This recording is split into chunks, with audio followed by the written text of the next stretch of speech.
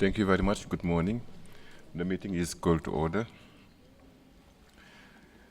Your Excellency, Mr. Alberto Van Claveren, Minister of Foreign Affairs of Chile, Your Excellency Ambassador Vera Baboun, Ambassador of the State of Palestine to Chile, Mr. José Manuel Salazar Chirinash, Executive Secretary of Economic Commission for Latin America and the Caribbean, and representative of the UN Secretary General, representative of governments, intergovernmental and non-governmental organizations, and United Nations agencies and programs.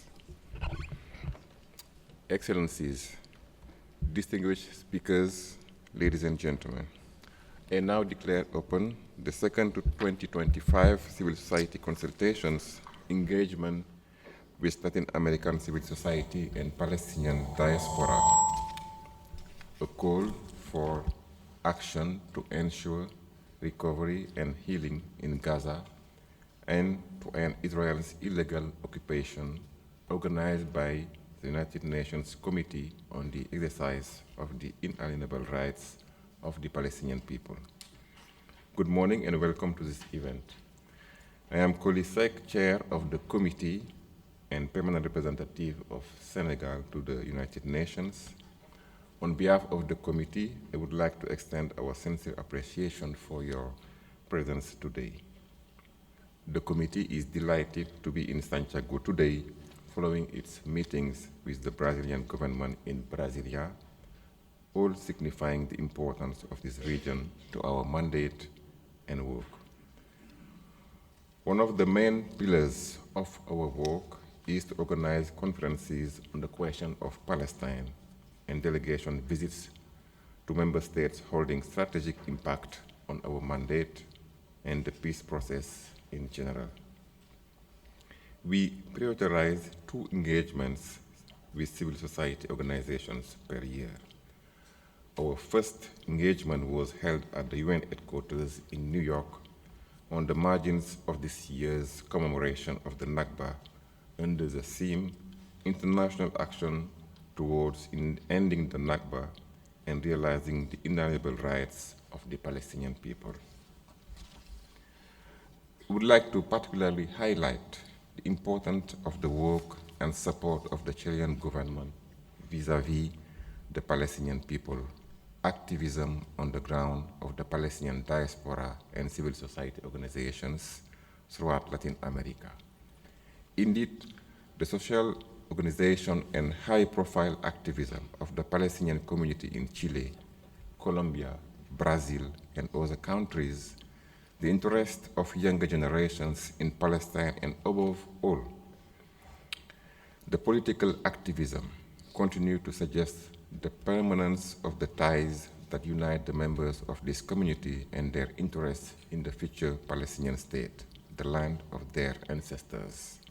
In fact, the interest represents an opportunity for the community on the exercise of the inalienable rights of the Palestinian people to connect with all of you and to garner stronger support for our mandate and work in General Assembly, with the Security Council, and bilaterally with the member states in New York. Your support is coming at a critical juncture as the future of Gaza and the two-state solution are on the Security Council's table as we speak. In this pivotal political context, we value even more the presence of His Excellency, the Minister of Foreign Affairs of Chile, with us today. Thank you very much. I would also like to sincerely thank the speakers and participants who have traveled from across Latin America and from Palestine to be here today. Your presence representing the activism for Palestine in your respective countries is greatly appreciated, and we look forward to learning about your work on the ground and benefiting from all the expertise in the room. Today's event is live streamed on UN Web TV. The recording will be featured on the committee website. And please be reminded that simultaneous interpretation is available in English and French and Spanish. Ladies and gentlemen, It is now my honor to give the floor to our host, His Excellency Mr. Alberto Van Cleveren, who will deliver his opening remarks. Sir, you have the floor.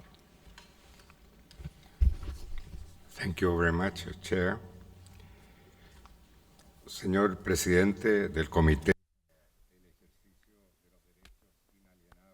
Chairman of the Committee and Permanent Representative of Senegal before the United Nations, Ambassador Koli Sek.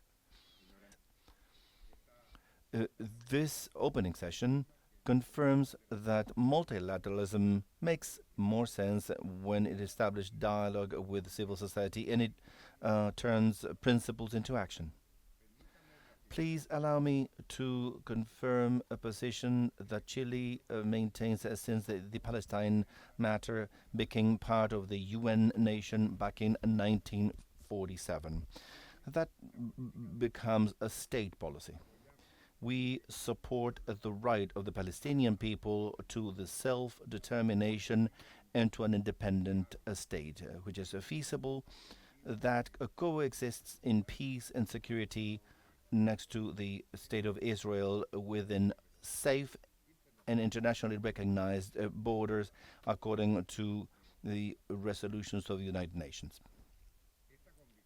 This conviction encompasses the entirety of the Palestinian territory, the West Bank, East Jerusalem, and it requires the respect of humanitarian respect from all parts. We condemn the Hamas terrorist attacks, and therefore we reject the disproportionate use and all practices that go against international legality.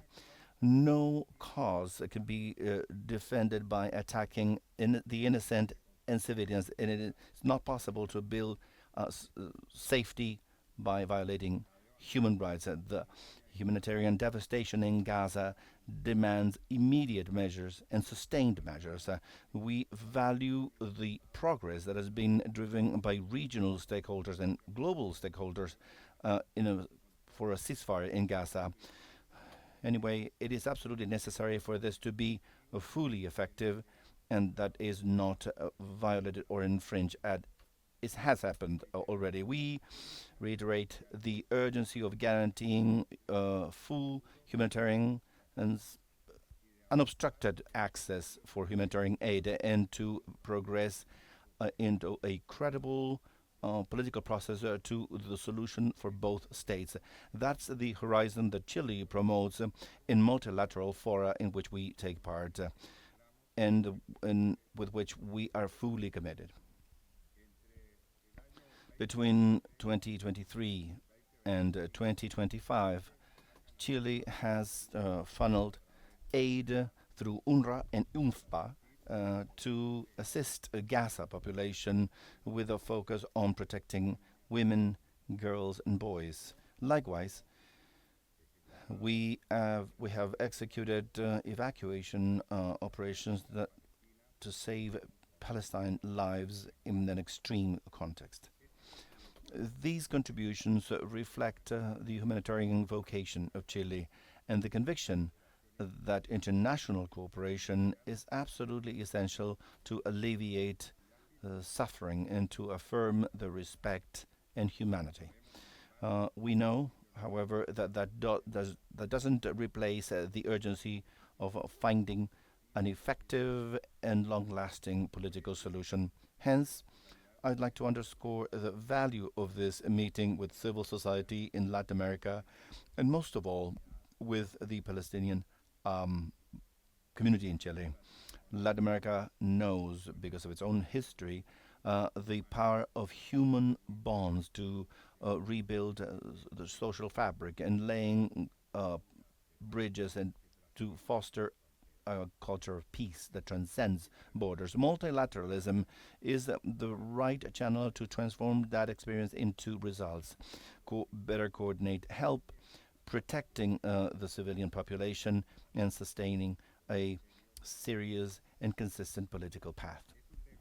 It is a duty of the international community and of our societies to support the recovery and the healing in Gaza, and to open up roads that will enable two peoples to live in peace and with equal rights. And in that effort, the civil society and the Palestine community are absolutely necessary allies, and the committee that is here today with us, a key partner to keep the topic on the agenda and to translate the international regulations into effective protection. Um, Thank you for bringing this conversation to the region and for reminding us that multilateralism only makes sense if it improves the lives of people. Chile will continue to act constructively, absolutely convinced that stable and equitable peace demands the full respect of the rights of the Palestinian people and its recognition of the right of Israel to their safety as well. Thank you very much and lots of success during this consultation process.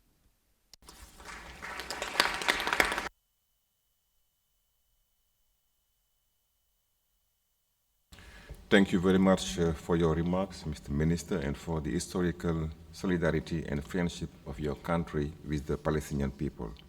The support of Chile has never failed the Palestinians. I would also like to highlight that yesterday, the committee delegation met with members of the friendship group in the Chilean parliament, as well as representatives of the Palestinian community of Chile. I now request the Executive Secretary of ECLAC and representative of the UN Secretary General, Mr. José Manuel Salazar Chirinas, to deliver his remarks. You have the floor. Thank you. Thank you very much. His Excellency Alberto Van Clauren Stork, Minister of Foreign Affairs of Chile, His Excellency Ambassador Colin Seck, Chair, Committee on the Exercise of the Inalienable Rights of the Palestinian People, Permanent Representative of Senegal to the UN, His Excellency Ambassador Vera Baboun, Ambassador of the State of Palestine to Chile, members of the Diplomatic Corps, representatives of civil society. Welcome to ECLAC.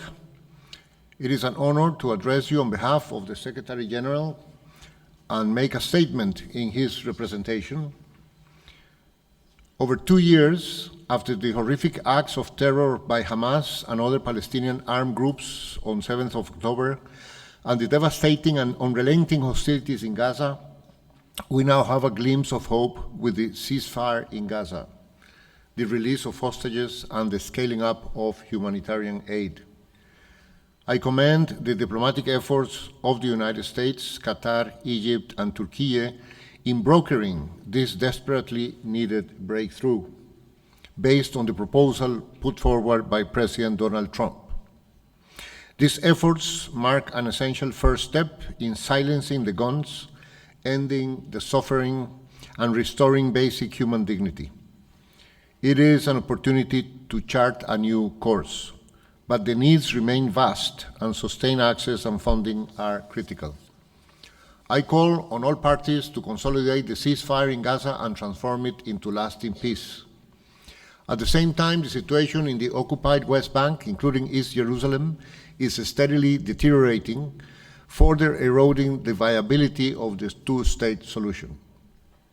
Relentless settlement expansion and proliferation of outposts, de facto annexation, forced displacement, deadly violence, including by settlers, have entrenched an unlawful Israeli occupation. Israeli settlements are a flagrant violation of international law. Israel is under an obligation to immediately cease settlement activities and end its unlawful presence in the occupied Palestinian territory, as declared by the International Court of Justice in its advisory opinion of 19th of July 2024. The illegal occupation must end. And we must support Palestinian institutions, foremost the Palestinian Authority, politically and financially, to carry out essential reforms and ensure fiscal stability to preserve its viability. The high-level international conference for the peaceful settlement of the question of Palestine and the implementation of the two-state solution, culminating in the New York Declaration, endorsed by an overwhelming majority of the General Assembly, was a significant development. I call on the international community to seize this momentum and to mobilize the political will and resources for tangible, irreversible steps for an end to the occupation and the achievement of the two-state solution. We urgently need to restart a credible political process that can deliver that outcome. Two independent, sovereign, democratic states, Israel and Palestine, living side by side in peace and security within their secure and recognized borders on the basis of the 1967 lines, with Jerusalem as the capital of both states in line with international law, UN resolutions, and other relevant agreements. The United Nations is continuing its work in coordination with all parties to support the implementation of the ceasefire in Gaza and to alleviate the suffering of civilians across the occupied Palestinian territory. I underline the need for full, safe, and sustained access for humanitarian workers, the removal of red tape and impediments, and the rebuilding of homes, schools, and infrastructure. In this regard, UNRWA remains indispensable. Its mandated role in supporting Palestine refugees must be respected. I welcome the ICJ advisory opinion of 22nd of October 2025 on obligations of Israel in relation to the presence and activities of the United Nations, other international organizations, and third states in relation to the occupied Palestinian territory, which reaffirms several fundamental obligations of Israel under international law. The impact of this opinion will be decisive to improve the tragic situation in Gaza. In these efforts, as in all the work of the United Nations, be it focused on peace and security, social progress, better living standards, and human rights, we partner with civil society and their organizations. Indeed, we rely on them, on you, to collectively achieve our goals.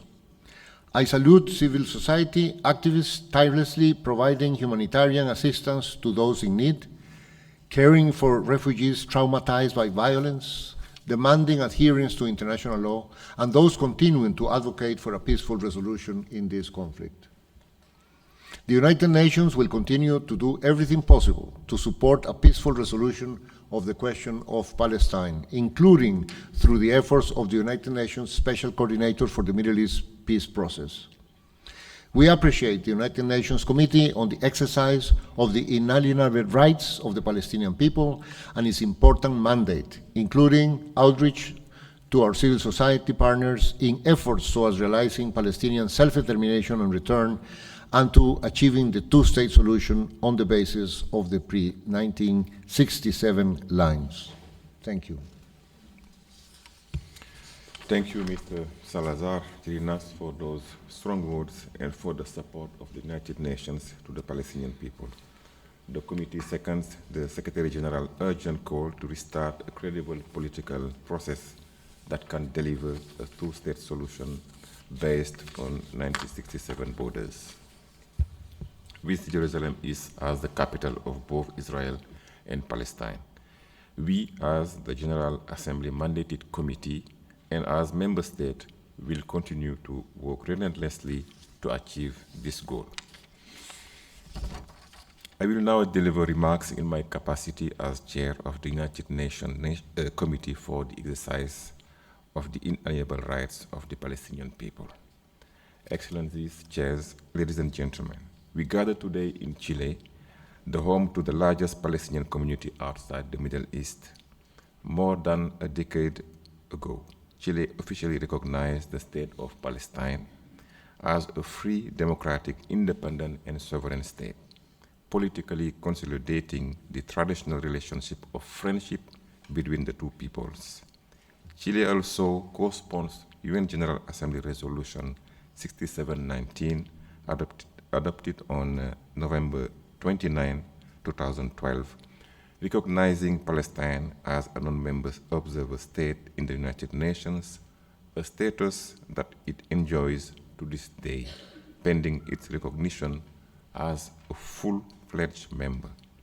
These are only a few instances of the exemplary support that Chile has extended to Palestine and the work of the committee. It was therefore a natural choice of location for these consultations. Moreover, the Palestinian community and civil society organizations have made important efforts to organize high-level visits to the occupied Palestinian territory and cultural and political events to raise awareness about the lived reality in the Palestinian people and the occupied territory and impacts of the war on Gaza and Israel's illegal occupation as a whole. With nearly 2 years of the devastating Israeli war in Gaza, the violence deepened across the occupied Palestinian territory with grave threats to regional peace and security. The catastrophic humanitarian crisis, compounded with Israel's endless siege and impediment on the safe and hindered passage of humanitarian assistance, had left countless Palestinians trapped under bombardment and deprived of food, shelter, and medicine for far too long. The announcement of the ceasefire on September 30 has brought back a glimmer of hope and encouraged all of us at the United Nations to remain steadfast in supporting all efforts to ease the tremendous suffering caused by this conflict and to promote peace and stability for people of Palestine and across the region. We must not forget international law continues to be ignored by Israel, impunity prevails, and the credibility of the international community and international norms for conflict prevention and resolution are undermined. In the occupied West Bank, including East Jerusalem, continuing displacement, dispossession, settler violence, de facto annexation, and the expansion of illegal settlements, particularly in the E1 area, are eroding the viability of the two-state solution. Yet, as stated, glimmers of hope have re-emerged with important member states' initiatives, namely the high-level conference on the peaceful settlement on the question of Palestine and the implementation of the two-state solution, co-chaired by France and Saudi Arabia. The committee welcomed this political momentum for peace and endorsed the New York Declaration. On 22nd September, the conference concluded with groundbreaking momentum as 10 countries, including 2 permanent members of the Security Council, recognized the state of Palestine. As a comprehensive plan to end the war in Gaza is to be discussed at the Security Council, we reiterate our call for an immediate, safe, unconditional, and unhindered delivery of humanitarian assistance through all crossings and throughout Gaza, and the lifting of all crossings by Israel for the resumption of power supplies, entry of fuel, medical supplies, food, and water. Gaza is an integral part of a Palestinian state. As underlined in the New York Declaration, there must be no occupation, siege, territorial reduction, or forced displacement. We must continue to reaffirm the two-state solution as the only viable solution to ending illegal occupation and express our commitment to taking concrete measures in accordance with international law and in line with the relevant UN resolutions and the ICG advisory opinion to help realize the right of the Palestinian people to self-determination and to counter threats of annexation and forcible displacement. Lastly, on behalf of the committee, I would like to thank each one of the Palestinian diaspora and representatives of solidarity movements and NGOs in the room for your relentless support and work throughout the past years, both at the UN and individually with your countries and on the ground. Your mobilization and expertise have allowed member states to reach the milestone I mentioned earlier. Your efforts have contributed to putting forward common recommendations among member states for the implementation of the GA Resolution ES 10/24, upholding human rights and promoting accountability for breaches of international law. They include an arms embargo on Israel, targeted sanctions on and the suspension of diplomatic relations, trade and cooperation agreements, as well as the sanctions on complicit actors.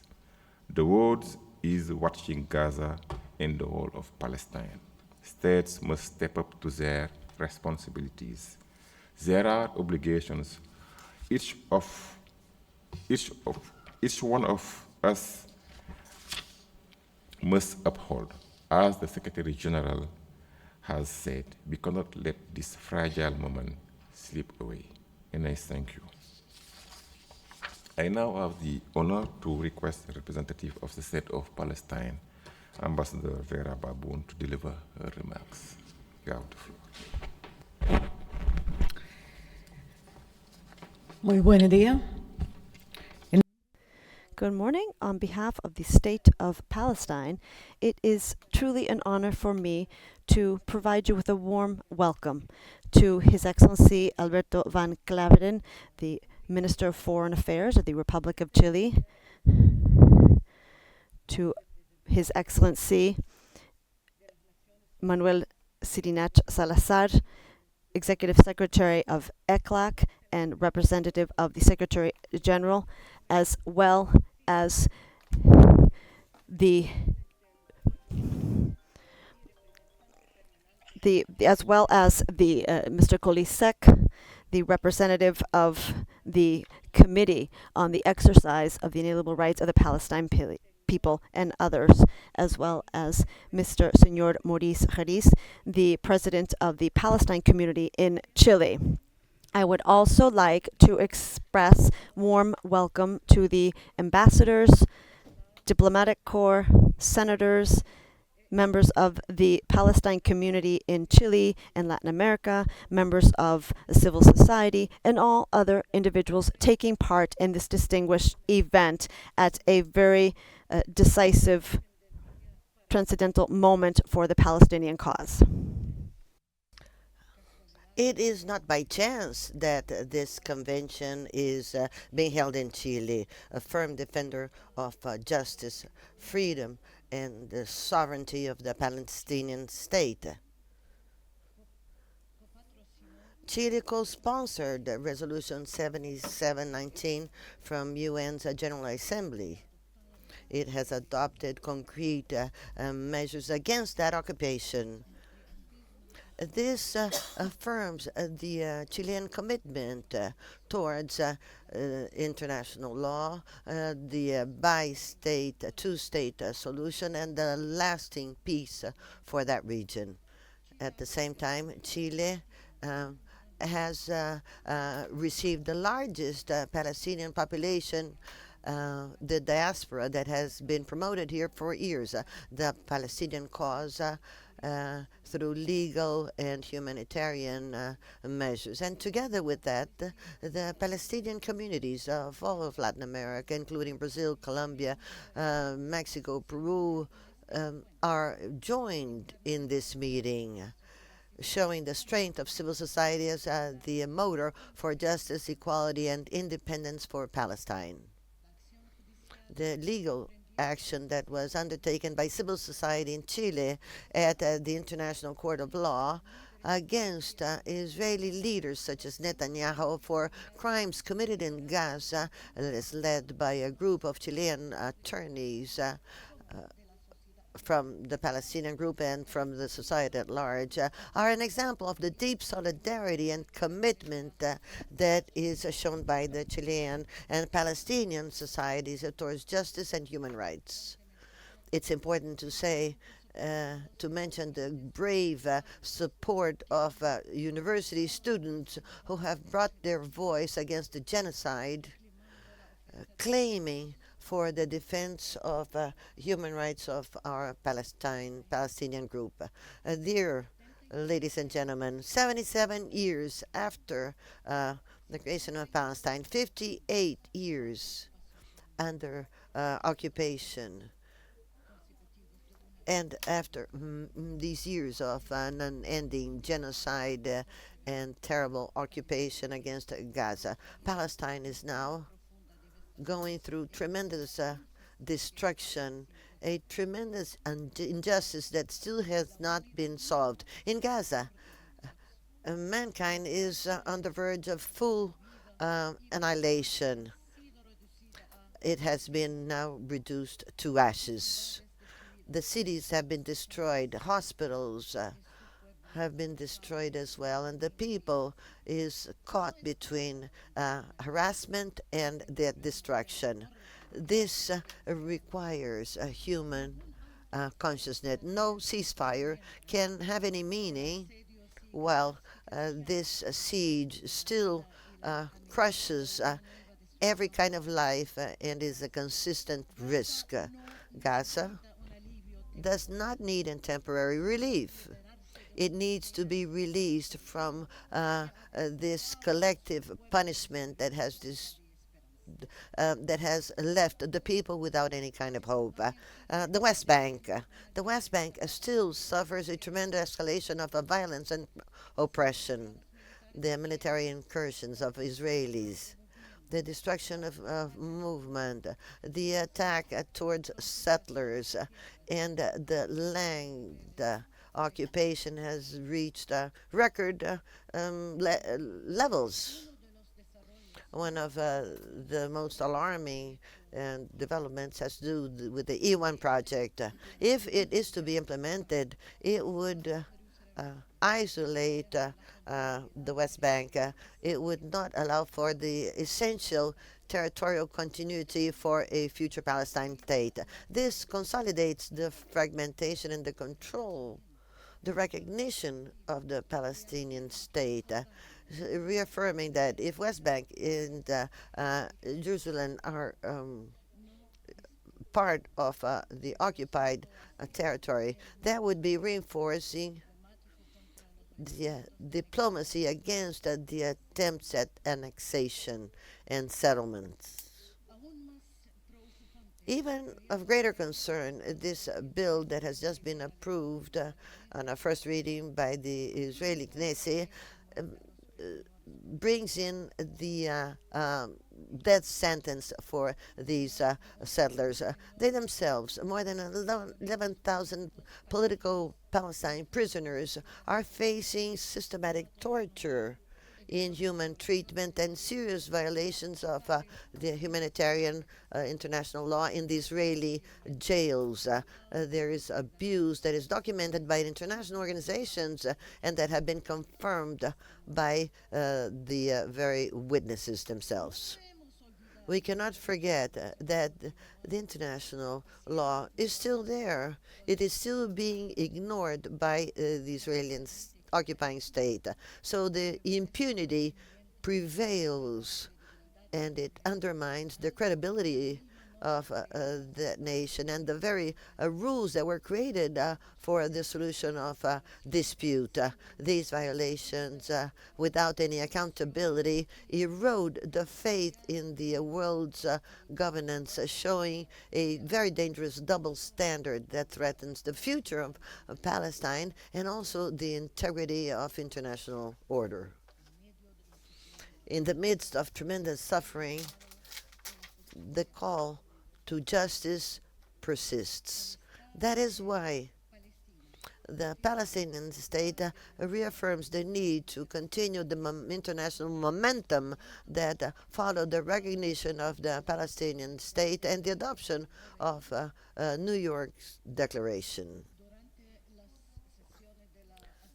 During the General Assembly's meetings, under the leadership of Saudi Arabia and France, that road is still essential for the implementation of the two-state solution, creating the independence of Palestine that includes Gaza, West Bank, and East Jerusalem as capital. in as much as the Security Council is preparing to debate plans to put an end to Gaza. That's the first part. After the results of the Peace Summit on Gaza 2025, we reaffirm that Gaza is inseparable from the Palestinian state, and its reincorporation must be an integral part of a wider search for justice and sovereignty. The two-state solution continues to be the only viable framework, the only fair one for a long-lasting peace for both nations and for the region. We must put an end to the illegal occupation, ensuring the Palestinian people their right to self-determination and self-government under the guiding principle of New York's Declaration. That is a state, a government, a law, and one weapon.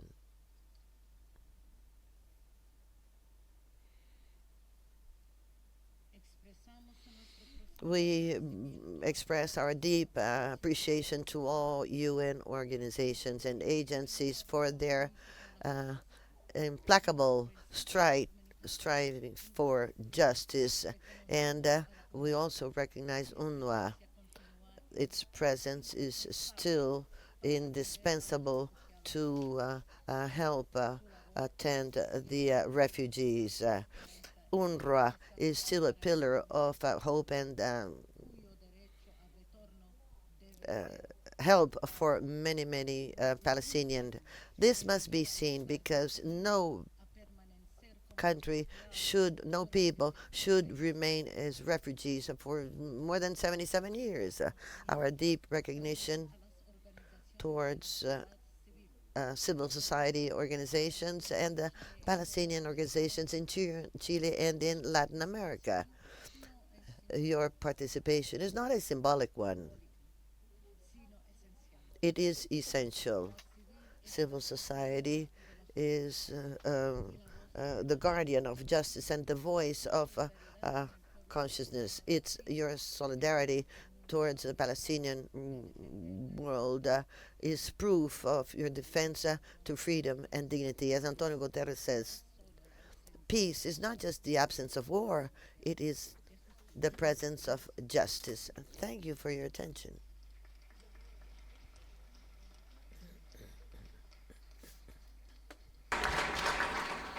Thank you, Ambassador Baboon, for your remarks. Today's gathering indeed stands as a clear testament to the broad and unwavering support of the international community and civil society organizations for the Palestinian people in their pursuit of freedom and a just resolution to the question of Palestine. Excellencies, distinguished delegates, ladies and gentlemen, we have now reached the end of the opening session.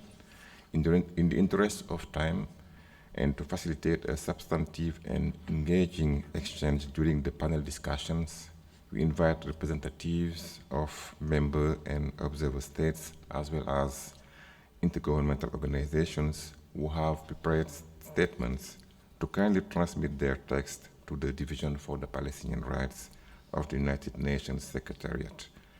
These submissions will be published on the committee's official website. We will resume in 10 minutes. Thank you very much.